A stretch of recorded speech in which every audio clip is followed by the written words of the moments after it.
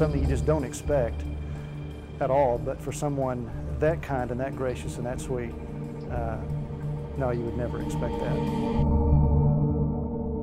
Etta Jean Westbrook was 68 years old when her life came to a horrific end. Inside her own home on Oak Hollow Drive, authorities found the gruesome scene on June 4th, 2007. Their initial assessment was that they either had a suicide or an accidental death, and that was based on the condition of the crime scene and the condition of the victim at the time. But as police combed the crime scene, they found Westbrook's credit cards missing. Detectives contacted the credit card company and started tracking the purchases, and the suspect, the defendant, Mr. Olsen, started using the credit card, and that's where we were able to track him down. Christian Olsen had been in the Brazos County Jail more than half a dozen times in the previous 12 months. Theft and forgery among the allegations. 2 days after Westbrook's body was found, Olsen was arrested again for theft and forgery and credit card abuse, but authorities wanted to know about the death.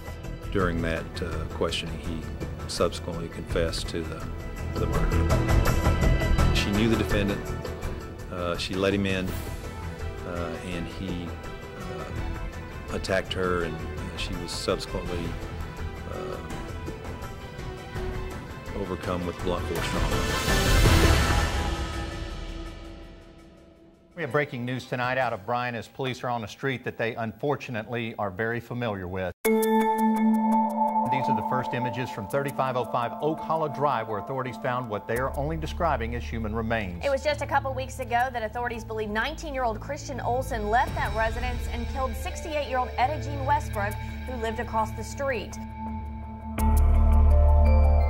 Less than 3 weeks later, another murder victim, eventually identified as 63-year-old Geraldine Lloyd. An anonymous tip that she had been missing for months led authorities to the scene, but Lloyd's daughter, 42-year-old Kelly Cifuentes, Christian Olsen's girlfriend, had told police her mother was at a friend's in Houston.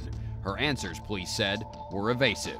Days earlier, police said Cifuentes' estranged husband, Felix, had contacted Bryan police and told them, "Christian Olsen killed my mother-in-law and buried her in the backyard of the residence back in January." Through the course of our investigation, we believe that she's probably been there since the latter part of January this year. And from his jail cell, Christian Olsen was arrested for murder again. He refused to talk to detectives today. So he has no comment whatsoever on this case? No comment to us on this case, no, sir.